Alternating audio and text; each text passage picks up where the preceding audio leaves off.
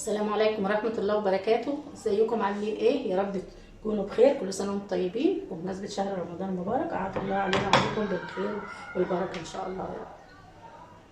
النهاردة هعمل معاكم مكرونة بالبشاميل. انا عملتها معاكم قبل كده في القناة بس عملتها باللحمة. النهاردة هعملها بطريقة تانية بالفراخ وهتشوفوا معايا الطريقة المختلفة. اول حاجة هنقول بسم الله الرحمن الرحيم. الحمد لله رب العالمين والله اكبر ولا اله الا الله ولا حول ولا قوه الا بالله العلي العظيم. بسم الله الرحمن الرحيم. هنبتدي مع بعض. اول حاجه هنعمل الفراخ بتاعتنا اللي احنا هنعمل بيها المكرونه. هنا عندي طاسه زي ما انتم شايفين اهي على النار، وهنا عندي ده عاملاها بصدر فرخه. صدر فرخه كان عندي باقي فمسكته قطعته بالسكينه رفيع وهعمل بيه صينيه المكرونه. النهارده تشوفوا بقى هعمل ازاي الفراخ مع المكرونه ان شاء الله تعجبكم. بس الطاسه تسخن عندي. هنزل بدي زبده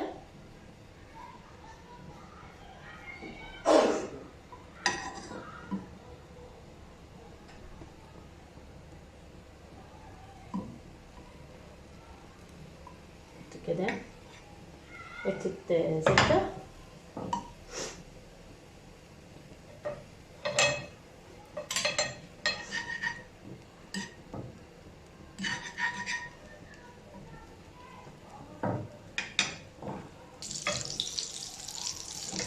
خلاص.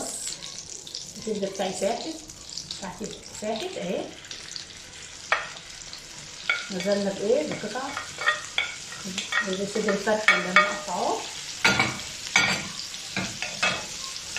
هنقلب نعلي النار عشان ما ينزلش ميه على قد ما نقدر.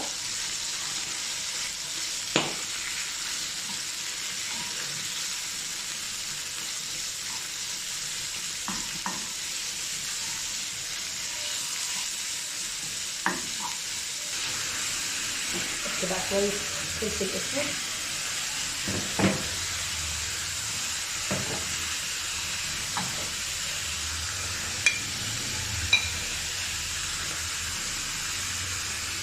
شويه كاري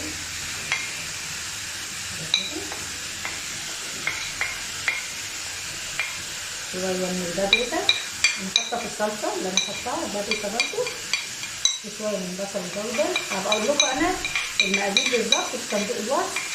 طبعا انتوا عارفين صندوق الوصف ده بتجيبوه ازاي. بندوس على عنوان الفيديو هيطلع لنا صندوق الوصف. هكتب لكم فيه المقادير بالظبط، هنحطوه قد ايه بالظبط هكتب لكم في صندوق الوصف. اي بهارات بقى بتحبوها حطوها يعني على حسب ما انتوا ما بتحبوا. هنا هنزل عندي برده بملح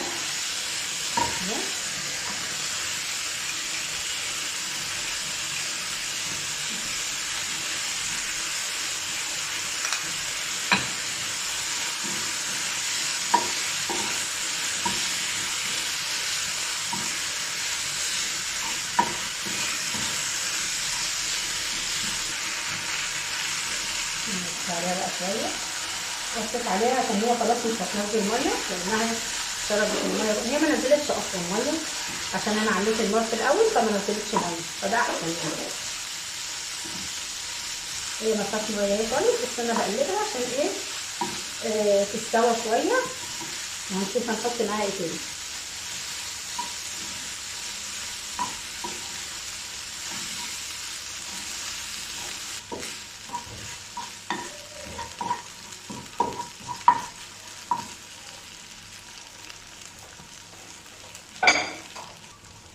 هنزل قطعه من الزبده كمان.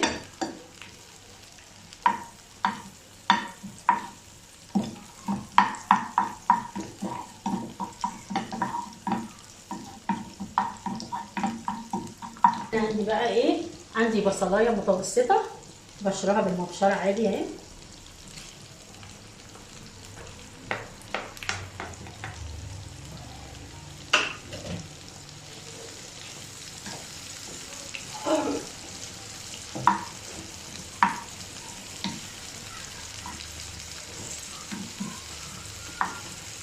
نحط عليها شويه فلفل اسود،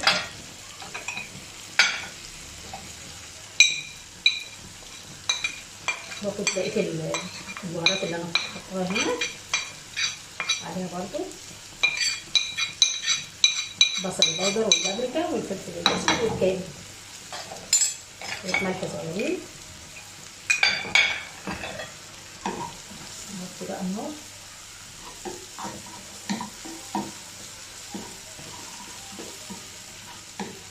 البصله تدبل كده تصفر شويه.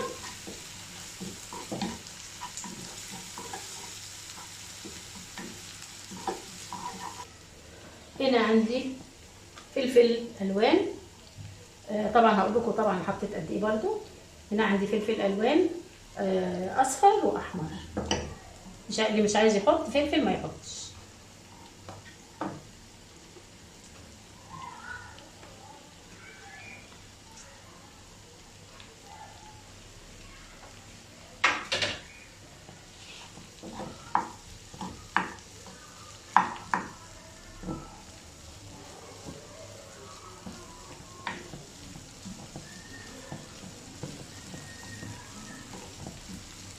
هنقلبه بقى كل الحاجات مع بعض تاني.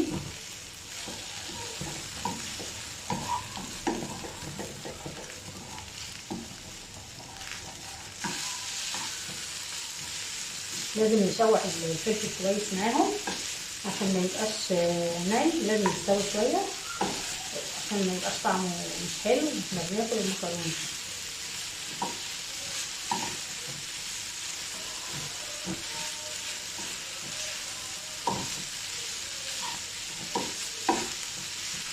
بصوا صدر الفرخ عمل قد ايه، عمل حشوه شكلها قد ايه.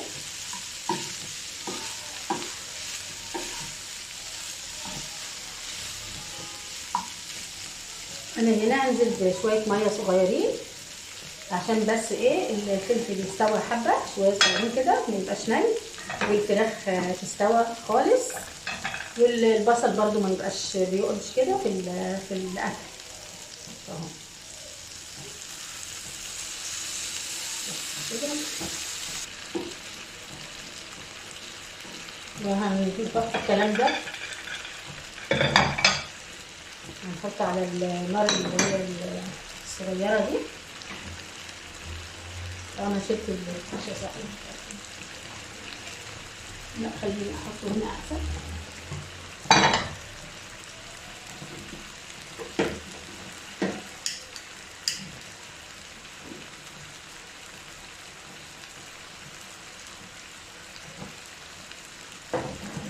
هنقله بقى على النار دي اللي هنا، النار اللي هي الصغيره الهاديه، وهغطيه لو براحته بقى. خلي على النار اهي.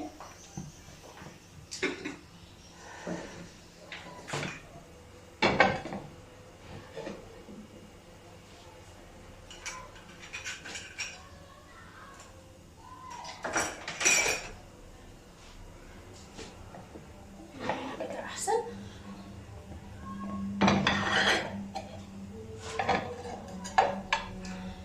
حل على النار بس ايه، هنزل تسخن بس شويه، وهنزل ب4 مكعبات زبده.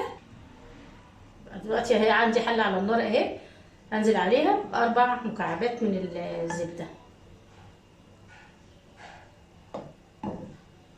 ادي واحد،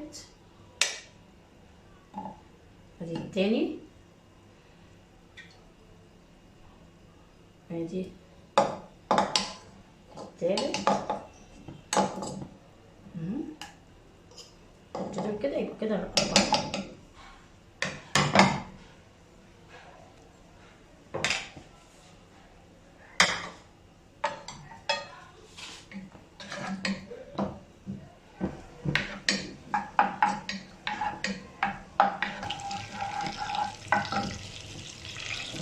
هنزل بقى بالدقيق بتاعي 4 معالق دقيق،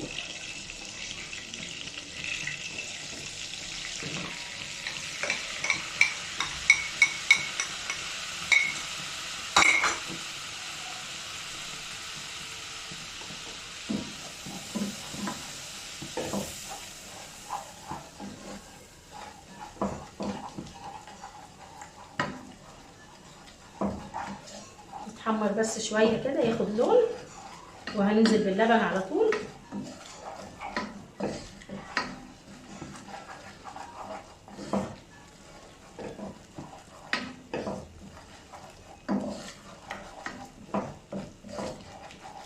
عشان الدقيق بس ايه يستوي، ما يبقاش طعمه كده ني. دلوقتي انا هنزل باللبن بتاعي، وايد بقى تقلب وايد ايه تنزل في اللبن.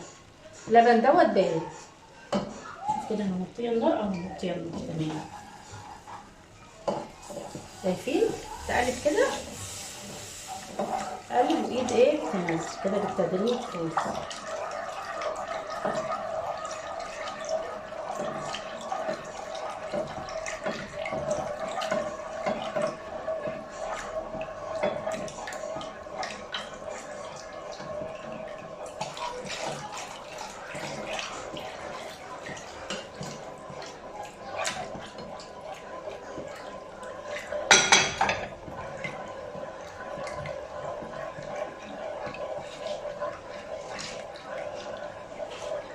دلوقتي بقى هستخدم المضرب.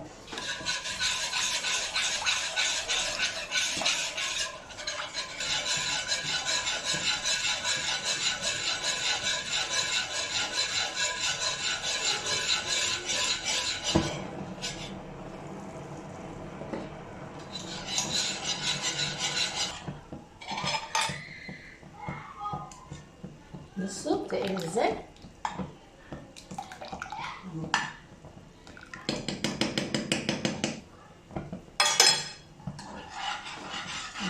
دقيقتين كده خلاص.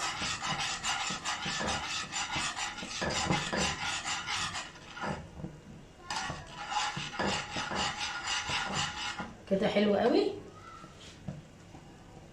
دول عندي بقى معلقتين من القشطه وش اللبن، هحطهم على البشاميل برضو عشان يدوا طعم جميل، طعمها كده كريمي وحلو اهو. نجيبهم بقى بسرعه ونطفي خلاص كده، هنطفي بقى خلاص كده. بصوا البشاميل بتاعي تقل خالص اهو، وبقى في منتهى الجمال اهو. شايفين؟ اوريكم بالمعلقه عشان تعرفوا السمك بتاعه اهو. شايفين اهو. خلاص كده تمام. البشاميل بتاعي خلصناه، والفراخ على النار اهي. دقيقتين كده واطفي عليها. طفيت على الفراخ اهي، استوت زي ما انتم شايفين اهي. والبشاميل خلاص اهو. عايزين بقى نحط الفراخ على جنب كده اهو. نحط الفراخ على جنب. هناخد بقى عندي دي ايه، دي جبنه اسمها الحمد، جبنه شيدر على جبنه موتزاريلا. فهناخد شويه كده هنحطهم في قلب البشاميل الاول عشان يدوله طعم، وهنقلب.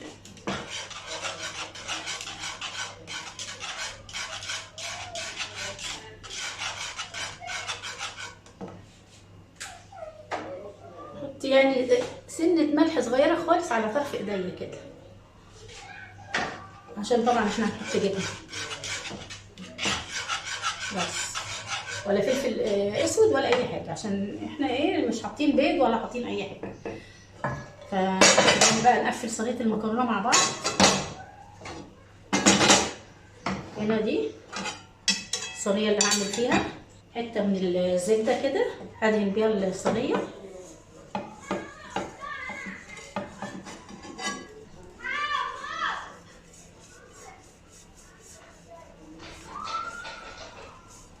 كده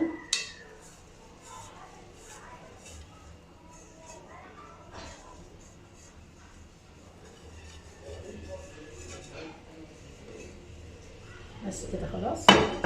هناخد شويه من البشاميل هنحطهم تحت.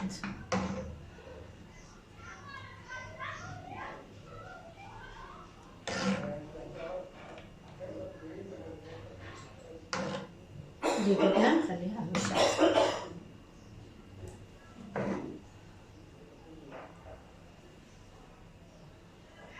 شايفين مايل الصينيه كده.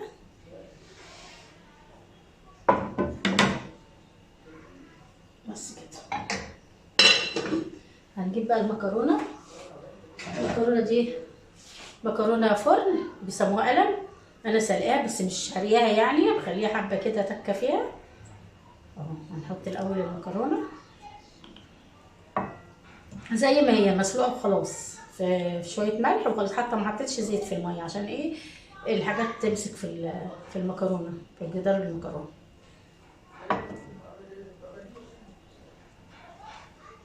شوف بقى الكميه بتاعتي عامله ازاي، اخبارها ايه، عشان لما نحط البشاميل والحشوه.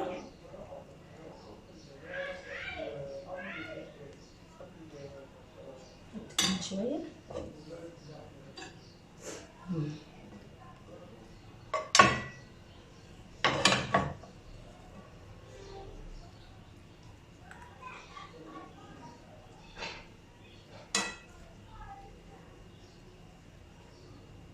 خلاص. هنحط ايه بقى هنا بعد ما حطينا اول طبقه؟ هنحط شويه من البشاميل برضو.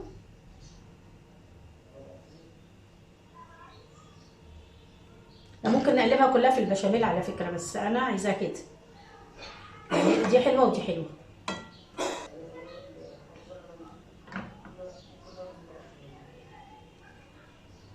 خلاص.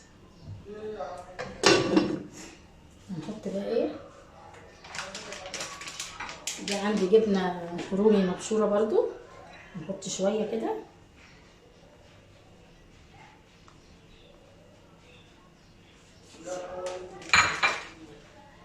وهنبتدي نحط بقى ايه الحشوه اللي عملناها مع بعض. الفراخ استوت وبقت جوسي خالص اهي، مش ناشفه.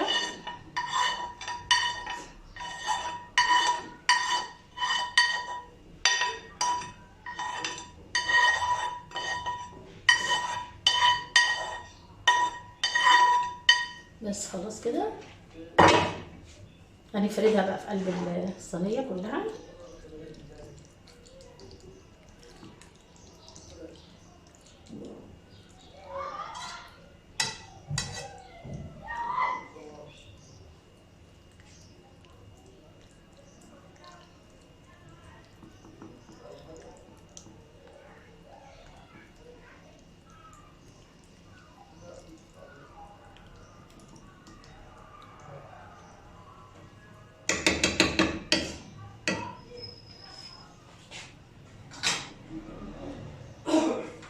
هنحط بقى ايه بقيه المكرونه. خليني احط الاول ايه طبقه كمان عشان يبقى طعمها حلو من جوه بس اهو.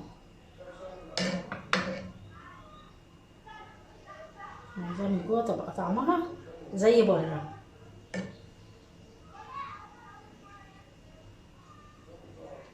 خلاص.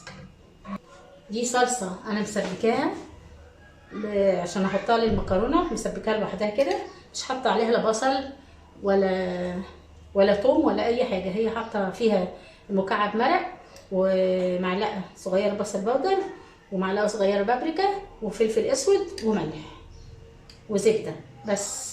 فدي انا كنت المفروض انزلها فوق الفراخ على طول او تحت الفراخ كمان، يعني هي في اي وضع هي كله هيجي مع بعض. فانتوا بقى نزلوها بعد ما تحطوا الفراخ او اللحمه.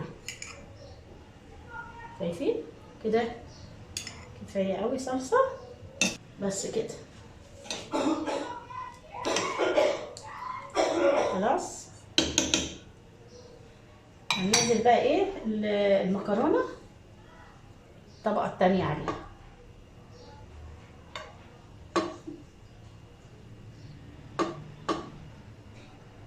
هنشوف بقى ايه ده الصينيه بتاعتنا، مش عايزين نملاها قوي.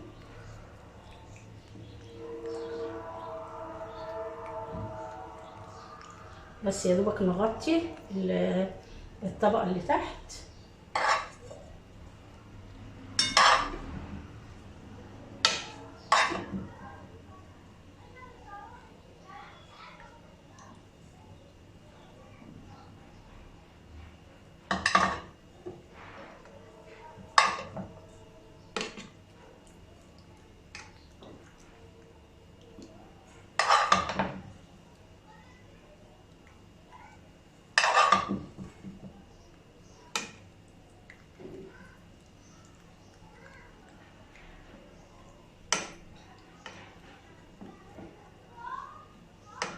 خلاص كده. خلاص. طبقة بقى من الجبنة، دي جبنة الرومي.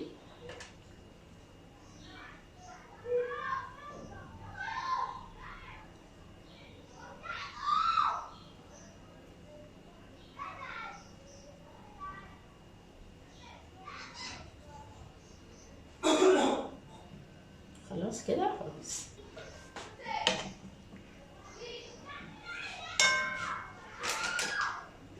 وحبة من الجبنة الشيدر على الموتزاريلا.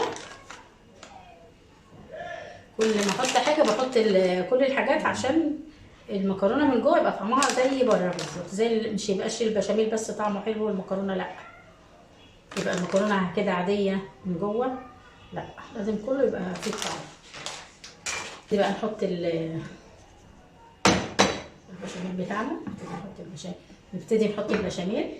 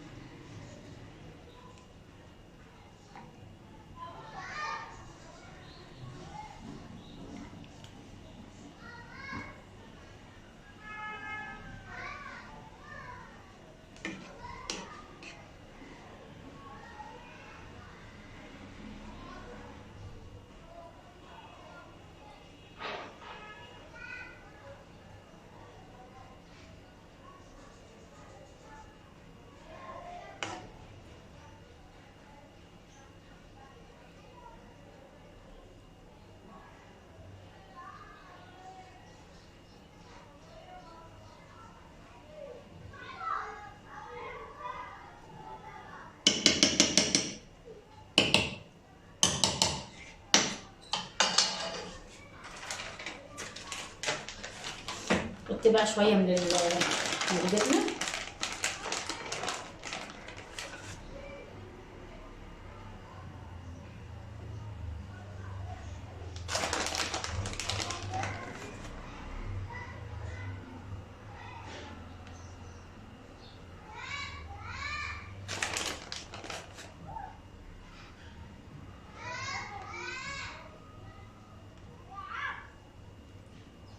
بس هنحط دول، ولما الاقيها استوت وخلاص قربت اطلعها احط شويه جبنه كمان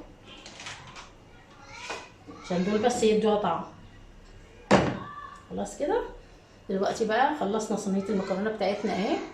هنحطها بقى، هنشغل الفرن وهنحطها في الفرن سخن على الشبكه اللي في النص. ولما وشها يحمر بقى، هي كلها مستويه، وشها بس يحمر وكلها تتدخل في بعض، كل المقادير تتدخل في بعض، كل المكونات، ووشها يحمر هنطلعها ونوريها لكم.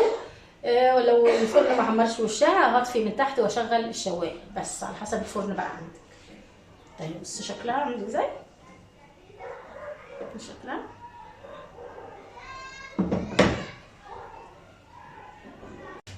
خلاص. انا طلعت صينيه المكرونه بتاعتي اهي من الفرن، شايفين؟ اشيلها بس عشان سخنه، بس شايفين شكلها عامل ازاي. شكلها جميله جدا ولذيذه وريحتها في منتهى الجمال بقى. طبعا مش هقدر اقطعها دلوقتي، لسه مطلعها حالا سخنه زي ما انتم شايفين كده، مش قادره امسكها، فانا مش هقطعها دلوقتي معاكم الا لما تبرد.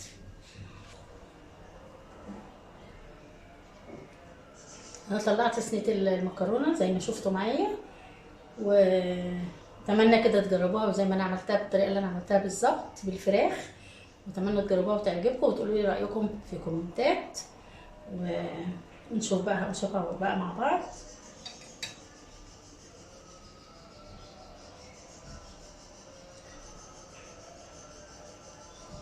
هي لسه سخنه، ما زالت سخنه على فكره، بس انا عايزه اقطعها معاكم.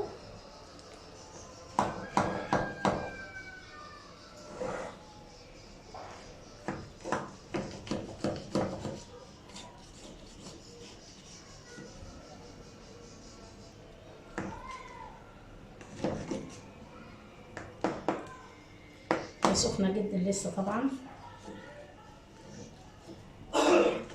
هنحاول نقطعها مع بعض، نشوف كده.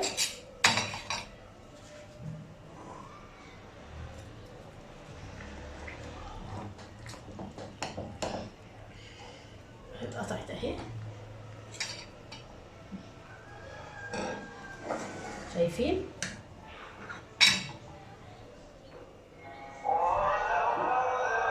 شايفين المكرونه بتاعتي؟